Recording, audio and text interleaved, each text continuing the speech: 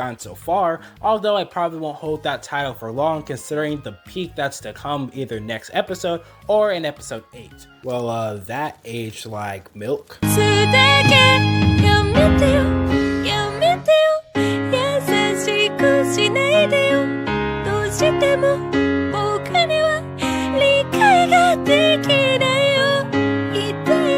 Alright, just get this out the way. Even though I typically do this at the end of the video, as an adaptation, this episode gets a 4, maybe a 4.5 at best, and I'll explain why in just a moment. As anime only, I'll give it a 7 as by comparison, it would have only felt rushed, leading to low payoffs and its confusing nature. Although I will give flowers where flowers are due, the animations and fights were fine, and the way they decided to spit out the opening and ending song fit beautifully. The voice acting in this episode was top notch, and in my opinion better than episode 1, which I believed up to this point had the best. And when I say this, I mainly mean the voice actors who voiced Mishiro, Yuki, and Riko, as they definitely had stellar performances.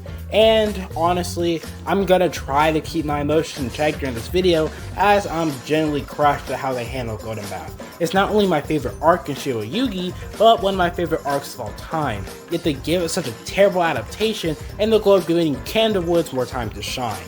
So anyways, allow me to shine a light on you as to what they cut, as I've seen a lot of anime onlys left this episode with a ton of confusion and even more questions. So first off, I guess I'll start off with actually explaining to you guys what the bathhouse strategy Mishiro used was, as the anime completely ignored my queen's genius. You're looking at the rows of shoe lockers within the venue, along with the total shower stalls. Mishiro was capable of deducing that the game began with 100 players. With only around 80 players still being in play, after combining the number of the current entryway team and her estimation of the open air bath team. The lockers to her right were opened with golden keys, while others opened with silver keys, which is why the highest number went up to 35, meaning there were 2 baths that you would never realize if you remained in the indoor bath or the open air bath.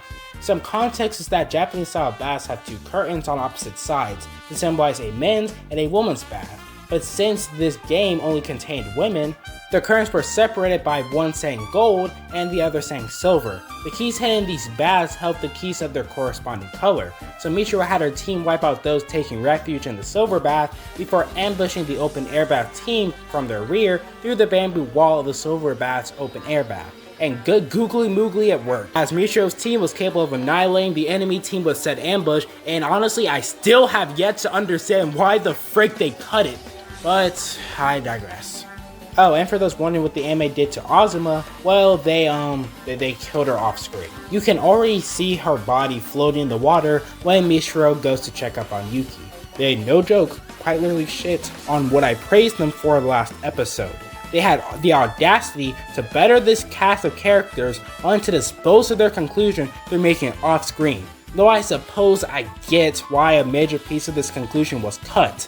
In the novels, the open air bath actually survived with only 1 death, and were left alone after their keys were stolen. For their keys stolen, the entryway team most likely having enough keys to escape, Yuki suggests an all or nothing play by running straight into enemy territory to receive some keys, basically being a suicide run. She admitted chances were slim but not 0, so she left up to the other girls to join her or not. In the end, only 5 girls out of the 11 raised their hands to engage in her gamble.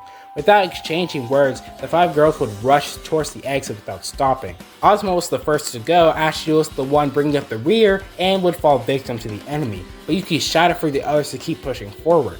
Mishiro, who was on the front lines, was the one destroying this pitiful final stand, and would comment on how it took 10 players to actually hold her down. Her team would continue to trip and kill the players who were becoming the new rear of the suicide run, until there was only her, the phantom that had taken everything from her, yet was holding such a pitiful expression. Now keep in mind, in the novels, Mishiro wasn't even aware Yuki was in this game, so when she discovered her poor performance, she was pissed. She began to attack Yuki, demanding to know what this despicable performance from a Candlewood survivor was.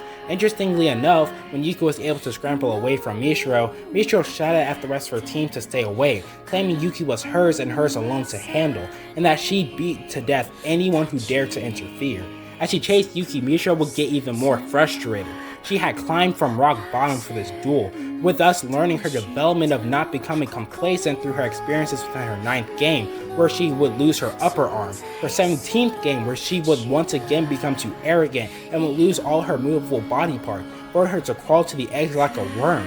She would even force herself to move past her PTSD within her own Wall of 30 experience. After scrapbuilding, Mishra would become instilled with a fear of wild animals due to the beast. Even the barks of stray dogs would terrify her. So it didn't help that her 30th game took place in an entire village where they were tasked with vanquishing a man-eating beast that came out at night.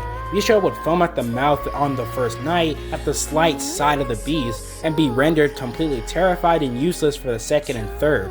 The one thing, or I guess the one person that brought her back, was Rico. In that game, Rico would lose her right arm to the beast. Mishra thinks that if Rico didn't go through that, she would have never taken her as her protege, nor would Mishra be standing here today. Mishra went to hell and back for this duel, and Yuki's demeanor and performance most likely felt like a kick to the teeth. This goddess who knocked her down a peg and forced her to reevaluate every facet of her life couldn't possibly be the one running away after showing such a detestable performance. Mishra screams that she didn't go through 40 games to reunite with such a pathetic wretch. Yeah, I heard you weren't coming. Okay, but you should take it easy.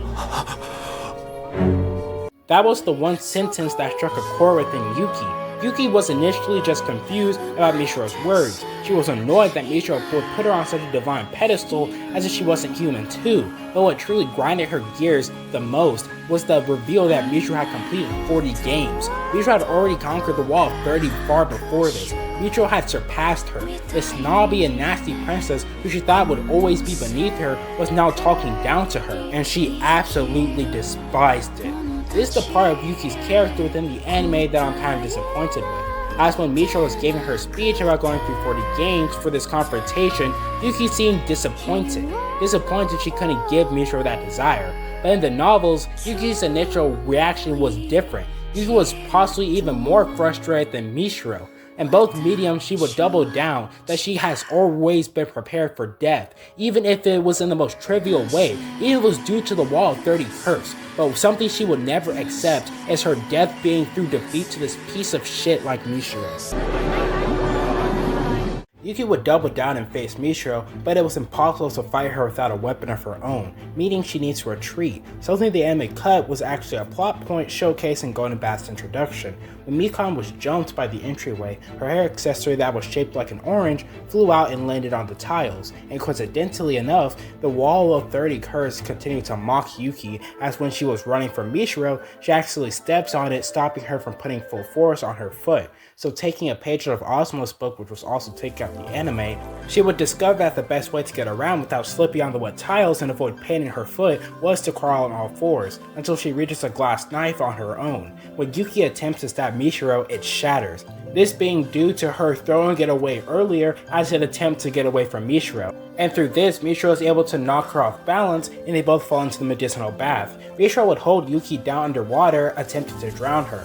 Yuki attempts to grab Mishra's arm, but feels no skin, realizing that Mishra had gotten a prosthetic arm, forcing her to change tactics and fill her legs around. Eventually, she's able to hook her legs and knock Mishra off balance, causing her to hit her head on the edge of the bath. And then we get a 360 moment that I was so disappointed the anime cut, the moment I was looking forward to seeing animated. When Yuki lifts her head to see Mishra cradling hers, Mishra abruptly turns around. Yuki remembers when her and Mishra first met. Yuki had gotten close and Mishra swiftly turned around while covering her line of sight with her trademark curls in order to claw her neck with her nails. She deduced this was her signature move, but Yuki wouldn't fall for this trick again. Yuki would splash Mishra's face with the water so that her curls would dampen, no longer voluptuous enough to cover her line of sight. Yuki was able to then dodge her knife and land a headbutt, and in a single motion catch the knife Mishra dropped and stab her in the neck. Mishra dropped into the water with an expression of deep peace on her face, with Yuki turning around and saying, "Good game." This fight was honestly such a peak to read through. It was a beautiful payoff from scrapbuilding, and they gave my goat the glory she deserves. Though, Mishra, we're gonna have to have a little talk about your abilities to dodge. Like, come on, from the start of the fight up to the end, she got hit with the same headbutt like 4 times. Now, before we move on, I'd like to list 2 reasons why I believe the anime failed as an adaptation for this fight. Sure, within the anime it looked beautiful, and Mishra's conclusion was breathtaking. but as a light novel fan and a Mishiro fan on top of that, I have some complaints. First of all, that dumbass illness, and second of all, her conclusion coincidentally. I should have trusted my gut because the illness was nonsense that shouldn't have been written in. I in no way, shape, or form prayed for Mishiro's downfall, but in my eyes there was nothing wrong with having her legitimately lose to Yuki. And for you anime onlys out there, while the anime definitely killed her off, in the novels, Mishiro wasn't even a confirmed death. It quite literally said that Yuki doesn't check to see if Michiro is dead or alive, and even tells Riko in their encounter in the venue that she has no idea if Michiro survived or not. Now from my sources, aka Can't Overdo It, as of volume 5 she hasn't shown up yet, but I'm still holding out hope. I'm holding out hope. Getting back on track, you can notice Mishiro was truly the main driving point of the team, as Yuki was able to dispose of 10 players on the entryway team with ease before they stopped trying to get in her way, which means all that's left is the little girl who she finds sitting on the massage chair. Now, Mishiro and Riko have an interesting dynamic which is fueled by Mishiro's ideology. Mishiro believes that her goals and the results that come from them are hers. If she were to hire a hitman, then she'd hold herself responsible for the killing. If the lilies she grew bore seeds that would later be used within poison, then she'd hold herself responsible. And if she guided and instilled another person with a goal, she considers that person an extension of her very self. Interestingly enough, Riko wasn't even the first person she had done this with, but the fifth, as 2 of the 4 had already perished while the other 2 were thriving. Kinda wondering if thriving means still playing or out in the real world, because I think it'd be an interesting plot point to touch on in the future. But in the end, Mishiro dubs Riko her protege until her dying breath. This spiritually empty girl that she saved would become the perfect vessel for her. And when it came to Riko's first mission, the anime botched it to a substantial amount, they're only changing a few words. In the anime, her mission was, when she defeats me, you must take my place, which, let me preface, cannot be further from the truth. Mishiro had never intended to lose to Yuki. The phrasing of this assumes that Mishiro is fully aware that she would lose to Yuki, which contradicts everything she's fighting for to pull herself from hell and back and to surpass her. In the novels, the mission is, if I fail to that wretch, you will take my place, which makes all the more sense that it clarifies that she intends to defeat Yuki, and if she isn't strong enough, it lays in Riko's hands, and subsequently in hers as well through her ideology. I just find that switch to be dumb and mischaracterizing for Mishiro, but I digress. And with that, time to go into another poorly handled part of the episode, that being Yuki versus Riko. Now from the jump, Yuki was outmatched against Riko. There was no way in hell that she'd ever win in a 1v1 skirmish. To put into perspective, Riko's legs and arms were all replaced with the same prosthetic material as Mishiro's arm. It was made of a rigid material that could propel powerful punches and ferocious power. And yeah, I think now that I'm looking back at this part, I think I know why it got cut out. So Yuki gets pummeled by an enraged Riko to the point where Yuki's arms were snapped back and continuously pummeled into angles that they should never bend in. Her body would continue to get even more mangled until she was able to create an opening to escape and grab a pair of shoes. Now, one of the anime changes was the use of those damn Gatling guns. Newsflash, those never were a real factor in the novel. Now, take that with a grain of salt because while they existed, it wasn't the main way players who attempted to leave died. In episode 6, you'll see caught on the floor by the exit door. That's because that floor is being charged with an electric current capable of burning you to death. While the Gatling gun's only function within the entire game was scaring a girl away from trying to get past with shoes she made out of the wooden floor. Yeah, they weren't exactly useful or crucial. Shout out to the 5 girls who showcased why we couldn't just bomb rush the exit though. You may be missed. Well, when Yuki gets her shoes on and rushes for the exit, she immediately gets pushed into the wall as Riko was not about to fail this mission, even if it meant getting on all fours with pairs of shoes on her hands. No, I'm not kidding, here's the proof. Though Yuki was able to get a bit of luck on her side, as if all the luck from the past several months had consolidated on this single point in time. She kicked a nearby corpse at Riko. The entire body didn't raise enough to hit Riko entirely, but the legs were enough. You see, if you listed in science, you should probably know what happens when you touch something currently being electrocuted with no protection, and hell, even worse, when you're generally soaking wet. Yep, that's right, you get something beautifully crisp. And with that, Yuki conquered her wall of 30 and Golden Bath was over. I really don't know why the anime's version they decided to utilize the guns, because it actually makes no sense why they'd shoot Riko, who was wearing shoes, and not Yuki, who was not. Unless they're insinuating that Yuki blocked the shot with the key, which within itself makes her even more inconsistent and kind of BS than she already is. But on a more serious note, at the end of the novel they list the names of the girls who had been in Yuki's suicide run, girls who could have survived had Yuki handled the game better, along with the fates of those who didn't take part in the run. I'm gonna leave the anecdotes on screen for a bit if you want to read them for yourselves. Overall, Good and Bad is genuinely one of my favorite arcs within fiction, standing at number 9 at the moment of recording. It delivered depth towards Mishiro's character and went deeper into why I find her as such a compelling person. I always had a thing for characters who reside within the identity crisis trope.